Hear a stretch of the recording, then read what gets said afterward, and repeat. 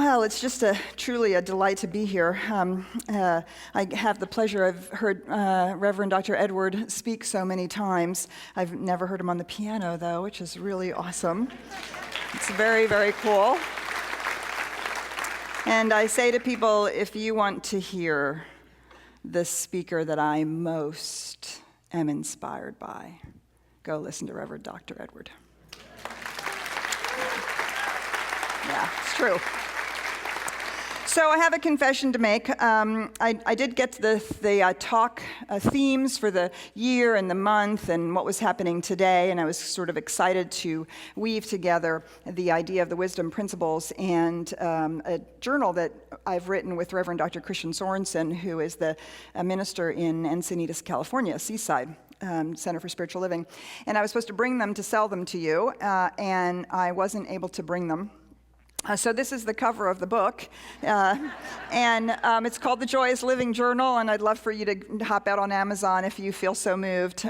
We have the Joyous Freedom Journal was our first one, Joyous Living Journal the second, and we're in publication for our third one called the Joyous Abundance Journal, which will be out at the end of the year. I'm very excited about it, and then I hope never to write another journal ever again. Holy moly, it's a lot of work. There's a lot of things in our lives that are a lot of work, isn't there? Oh, man.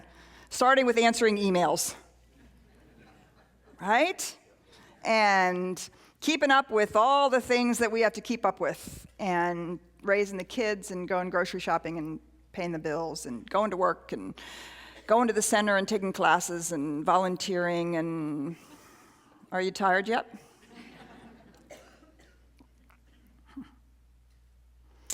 Yeah. So are we living joyously? This is something I think about often in my own life. Thomas Troward, he's the mental scientist, one of the great inspirations for Dr. Ernest Holmes and our movement, and he designates a wonderful passage on the 7 qualities of God. Because we ask, what are the qualities of God? What are the spiritual principles? What are the qualities of God? This is not a definitive list, but it was his list. The qualities of God: love, life, light, peace, power, beauty, and joy. And in the description of these, he speaks about how if you begin with love, life is the necessary outcome, the necessary thing that follows, and then light, peace, power. Each one the necessary and logical outcome of the one before. And if you begin with love, you end with joy. Ernest Holmes says this: the universe exists for the delight of its creator, that it shall behold itself in its own works, know its beauty in that which is beautiful, and in us, I believe, behold its beloved, in whom it is well pleased. He was inspired by the writings of Sri Aurobindo, who understood and taught that creation is for the delight of God. How many of us feel delighted in our lives when we are feeling that overwhelmed, when we are pushing against a deadline, when we are engaged in simply trying to, sometimes it feels like, just make it to the finish line. Sometimes in life we become so focused on the finish line that we fail to find joy in the journey. This was brought home to me once again in a conversation that I had just actually in the last couple of weeks. We're in the process of redoing our website, and it's a big, huge, massive project and lots of things going on, and there are 4 of us that are basically working on the architecture and all the content and really thinking about what is going to be done, and so then somebody, can go off and do it. And we were a little behind schedule, and the 4 of us met, and we were having a conversation, and you could feel the stress level, and the room was rising, and there was a lot of tension, not at each other, but at are we going to get it done, and how much there's to do, and so we just went, wait, let's just stop. Let's just stop for a minute and breathe. Yeah, this is not how we want to be doing this at all. So let's check in. What's going on? How are you doing? How are you doing? How are you doing? And we do what we always do, and we remember to do it in our committee meetings. A little check-in. What's going on in your life? How are you feeling with this project? Just where are you? Yeah, and one of the young men who's really kind of spearheading the thing, and he was sharing his overwhelm and his uncertainty about how it was moving forward and his disappointment, and he said, and I just don't know where my joy is gone. Yeah. And I'm sorry to admit that I myself have often in my life found myself in those moments where I think, where is my joy gone? And it became the topic of our conversation. Where is our joy? When so often this is how we feel, right? We are barely hanging on. We are barely making it from one task to the next, from one set of emails to the next, and then we have to be on Facebook, and then we have to get on text, and now I have to learn about Instagram, and I'm like, okay, I don't really get it. The more technology we have that's supposed to connect us and keep us, make life luxuriously simple, ha, ha, ha, ha, ha, right? Normal is getting dressed in clothes that you buy for work and driving through traffic in a car that you are still paying for. In order to get to the job, you need to pay for the clothes and the car and the house you leave vacant all day so that you can afford to live in it. Yes? Holy moly, isn't that just the truth?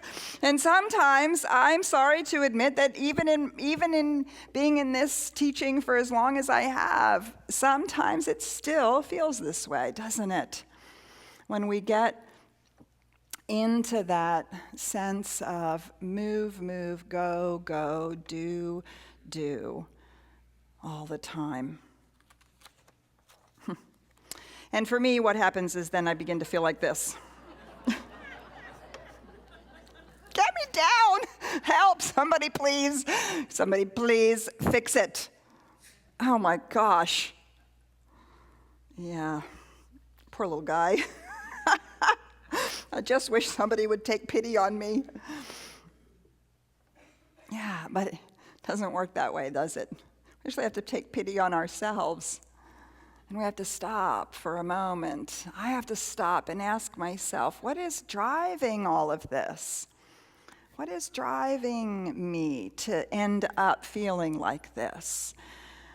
Well, you know, sometimes I'm driven to this place because, well, I want to be engaged, right? We want to show up in our commitment. We said yes. We have integrity. We want to do what we said we were going to do. We don't want to sit on the sidelines and watch the world go by. We want to participate, and we've made commitments, and we've decided to spiritually grow. So not only do we have to go to work, but we now have to meditate, and we have to take care of ourselves. So means we have to exercise, and we have to eat right. Right? And so we don't want to shirk or shrink or avoid our responsibilities and our participation in life. And we've learned how to say yes to life, haven't we? Our spirituality teaches us, say yes to life. The universe is always saying yes to us. And then we've said yes to so many things. Yeah, I hear the recognition in the room.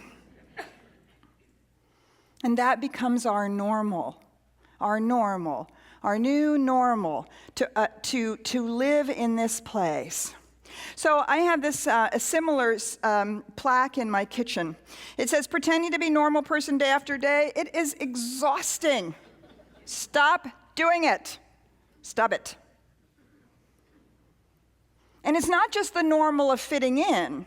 Although certainly for long periods of my life, that was part of the normal. Did I look like everybody else? Did I behave like everybody else? Did I make as much money as everybody else? Did I fit in like everybody else? And now my normal has moved into, am I committed enough? Am I in integrity enough? Am I taking care of myself enough? Am I eating right enough? Am I organic enough? Am I taking, carrying enough recycled bags enough? Right? And now there's a new normal, and I'm exhausted. I was reading an article the other day, and oh my gosh, I was so busted. I just hated it. I was so busted. It was talking about our new sense of, quite frankly, it was talking about how you affirm your status in the world.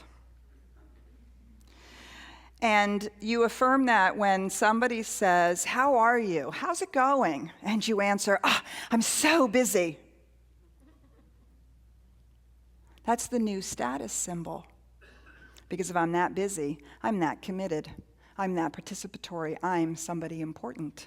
I have things to do, places to go, people to see, emails to answer, texts to write, pictures to put on Facebook. I am living my life. It is the new status symbol in our corporate culture. How are you doing? I'm so overwhelmed. I have all these projects. Why? Because I'm important. Yes? So busted. I'm never saying that ever again. Ernest Holmes says this: the kingdom of God is at hand. The riches, power, glory, and might of this kingdom are yours today. You do not rob others by entering into the fullness of your kingdom of joy, your kingdom of abundance. You merely claim for yourself what you want for the divine spirit of everyone else. And we know this, and we express this, and we seek to claim our good, and we seek to let others experience that good as well.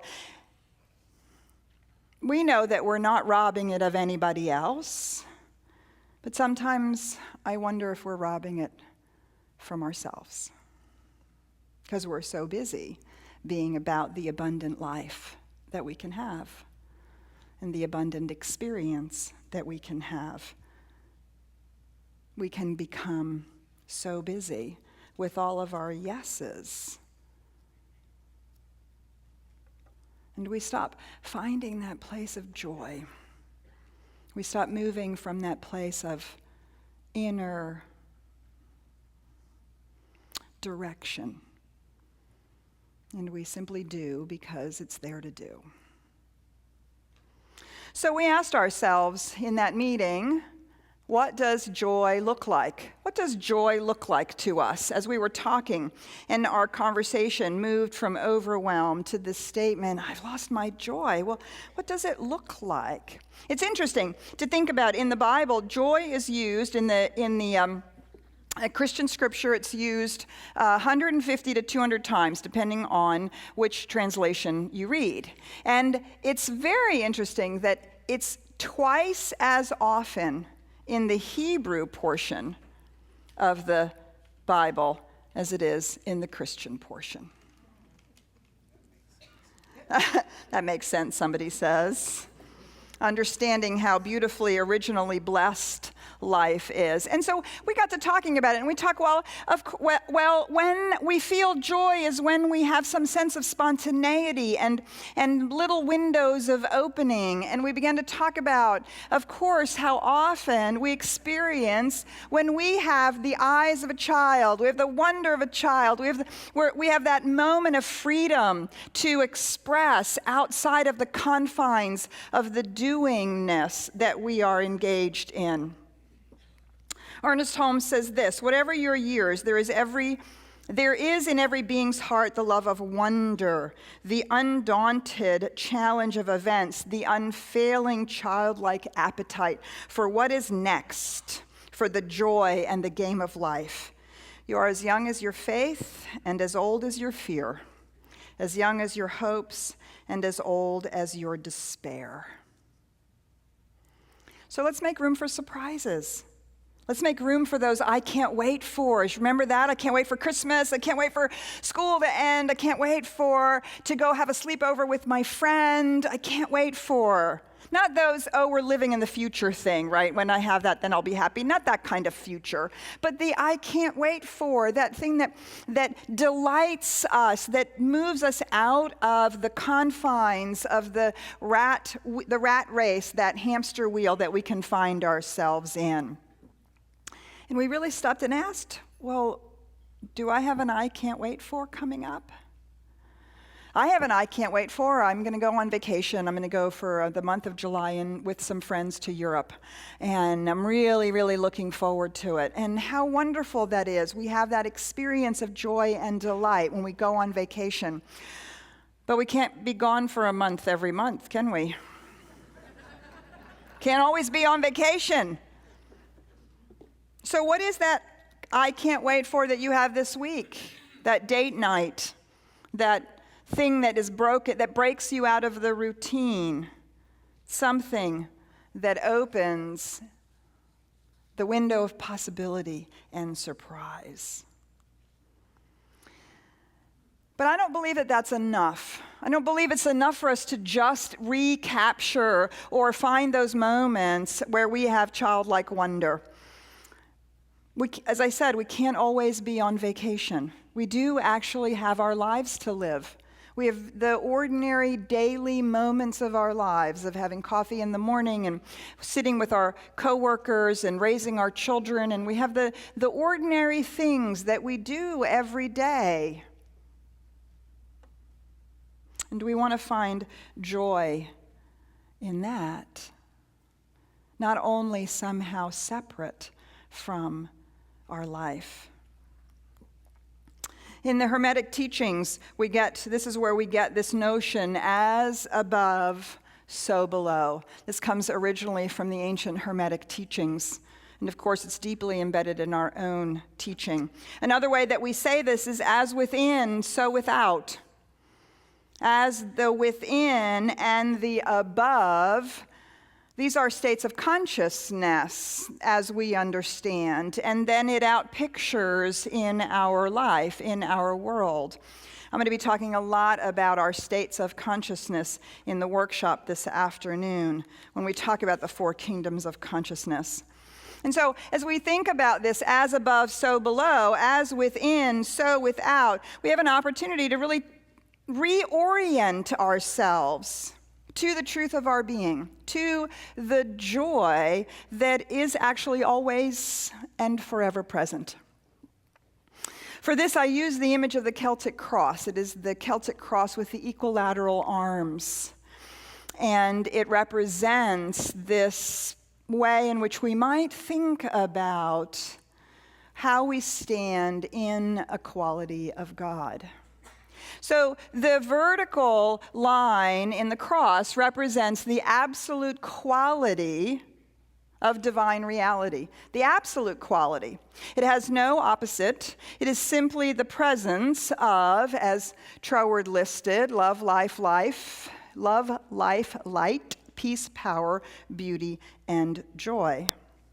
This is the relative quality of the human experience, the horizontal line. And on one side, we have the complete absence of that quality, and on the other side, we have its complete presence. So in our experience, we have the absence or presence of this quality, which is actually always there, at the center of our being, at the center of life, at the heart of the divine. And so if we look at the quality of joy as the unmitigated delight of God, you see, it is the reality. It has no opposite. It is simply either expressed or not. It is simply either experienced or not. It is simply either absent or present. Right? Ernest Holmes reminds us it is the sense of separation that is all that we are healing. It is our sense of separation from joy that causes it to be absent. Not that joy can go anywhere, but we can separate ourselves from it, basically not be open to it, or place our joy on that which is outside of us.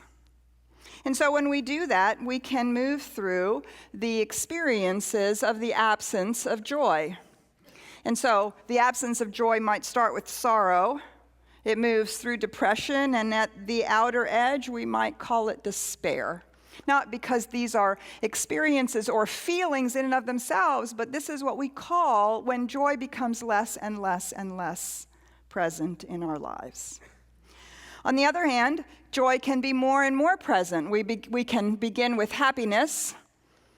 Uh-oh, my little clicker is not bringing up there we go, sorry. We can bring happiness. We might call it joy, ecstasy, and all the way out here we have bliss. Rick Warren wrote this: "My problem was my definition of joy. I thought joy meant feeling good all the time, but that's impossible." Do you see, when we are counting our joy on the things out here, we're on the vertical axis. When we are living from the center point of who we are living from the truth of our being. So now let's think about what joy looks like. It is the moment of deep quiet on your meditation cushion or in silent communion with the divine. The experience of peace by the shore or in the woods. The spontaneous magic of a travel adventure. But joy is more than that. It is the sweaty feeling of accomplishment when you've climbed the mountain, completed the hike, rowed the boat, and find yourself at the end, spent but full. The feeling of accomplishment when you've given something your all and done the very best you could. It is the sense of connection when you've reached out and supported, comforted, or helped someone. It is the creativity you expressed in making something new happen at work, in your art, or at home. Each one of these comes from our internal state of being. Do you see? It comes from that place where those two, the vertical and the horizontal axis, meet right at that center point. We are the fulcrum at that center point, and we are forever inviting ourselves. Are we living from here or from here? Holmes says there is a creative urge back of everything you do, an urge to express life, joy, and happiness. To reach out to everything that lives as though you belong in the universe in which you live. To be one with it and have an enthusiastic zest for living. Our nature is such that it is necessary for us to express life, to come into the fulfillment of joy and happiness. Even in those moments that don't feel joyful from the outside. Do you see? Joy is the truth of our being, and when we know the truth of who we are, and we know the truth of the divine, and we know that we live and move and have our being as the very reality of life itself, being us, that becomes the center from which we move. And then we stop focusing so much on how joy is absent, and we begin seeing how joy is present. Marianne Williamson says this: joy is what happens to us when we allow ourselves to recognize how good things really are. Let us pray. So I just invite you to go within with me, taking a moment to remember that there is this one infinite power and presence, this one love, this one life that is delighted in creation, delighted to be you and me and all beings everywhere, delighted to be life itself expressing in everything that we see. And this morning, as we recognize this truth, let us take a moment to recognize where in our lives life is already going well. Where in our lives the presence of the divine is showing up where in our lives we are supported and lifted, where love is present, where peace is making itself known, the connections that we do have.